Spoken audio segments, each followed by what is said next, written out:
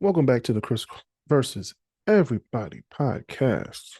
I'm your host, Chris Canty, and this is the podcast where I talk about anything unedited, uncensored, and unapologetic. No filters, no fluff, just real talk. This episode is brought to you by Criss Cross Studios YouTube channel.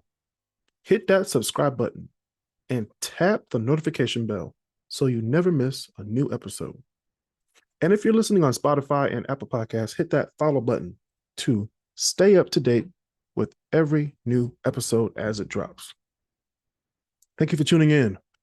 Now we're going to talk about white people and their theory, supposed theory, replacement theory. And based on the title, what the fuck is replacement theory? Today, we're talking about something that should not be controversial. It should not be a debate. It should not have two sides. We're talking about Adolf Hitler, white supremacy, and this ridiculous replacement theory nonsense that has infected parts of our country. Let me say this clearly as possible as I can. Hitler was one of the most disgusting, evil, and monstrous human beings to ever walk the face of this earth. Period. There is no but, there is no however, there is no let's look at both sides. No. We're talking about a man responsible for the systematic murder of almost 10 million Jewish people and millions of others, including Romani people, people with disabilities, political opponents, prisoners of war, and countless innocent civilians. He started a world war that resulted in tens of millions of deaths. This wasn't somebody who made mistakes. This wasn't somebody who had a few bad policies. This was pure evil.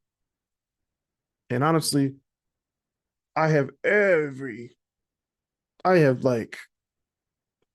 piece of my being hates this man.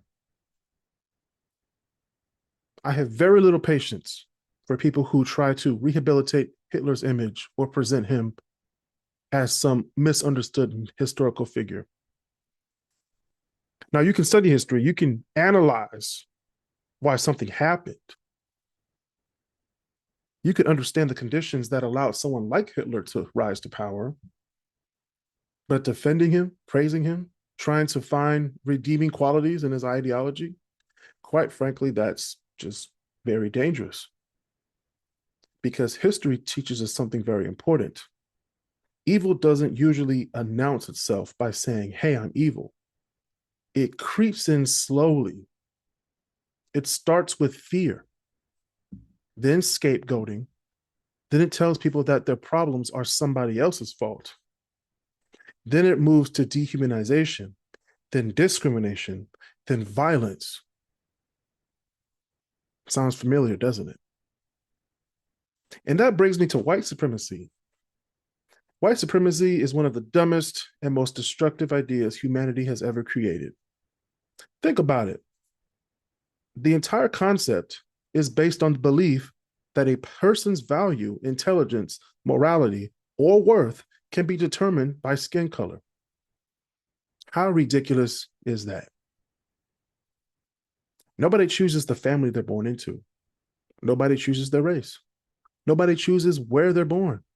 Yet white supremacy says that one group, which is actually a minority in the world, if you actually look at it, is inherently superior and another is inherently inferior.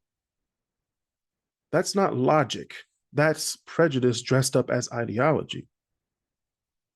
And throughout history, where has white supremacy led? It led to slavery, segregation, lynchings, apartheid, genocide, ethnic cleansing, mass shootings, terrorism, again and again and again, every time. Because if you convince yourself that another group of people is lesser than you, then you start believing they deserve fewer rights, less dignity, and less humanity. Now let's talk about the replacement theory.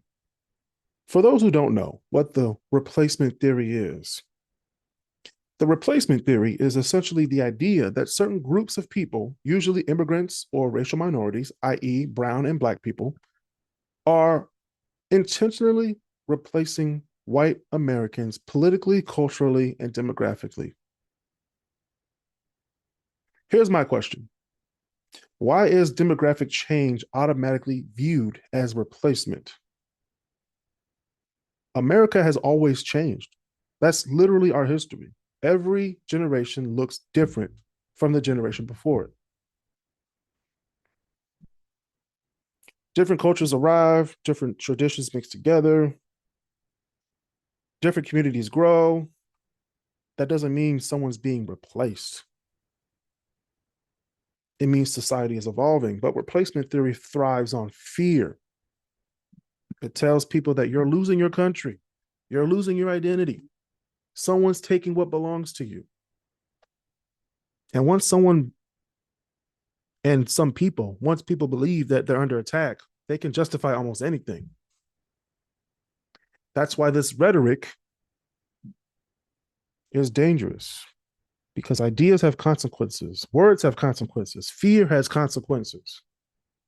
When people become convinced that they're in existential battle against other races or immigrants, some of them become radicalized.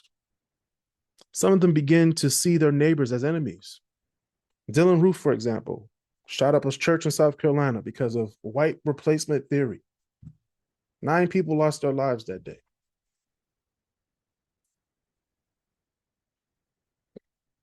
Some of them justify hatred. Some of them justify violence over and over and over. But here's what I don't understand. America is not great because everyone looks the same. America is not great because everyone worships the same God. America is not great because everyone has the same identical background. America's strength has always been diversity, different perspectives, different cultures, different ideas. That's part of our competitive advantage. That doesn't mean diversity automatically solves every problem, but we still can have disagreements. We can have challenges. We have inequities. But the answer isn't racial supremacy. The answer isn't conspiracy theories. The answer isn't turning communities against each other. And here's another thing. People who embrace white supremacy often claim they're protecting Western civilization. What are you protecting Western civilization from? Freedom, equality, equal opportunity, democracy? What are you protecting us from? Because those values don't belong to one race. They belong to everybody. I don't need someone to look like me to respect me. I don't need someone to share my background to work alongside me. I don't need someone to worship like me. Because American isn't a race. It's a commitment to certain ideals. Once we start seeing demographic change as an existential threat, we've already begun walking down a very dangerous road. And history has already shown us where that road can lead. I'm Kris Canty, and this has been the Kris versus Everybody podcast. Be good to everyone. Be good to one another. Challenge hateful ideas wherever they appear. And remember, every person has dignity, every person has worth, and our shared humanity matters more than our differences. See y'all next time.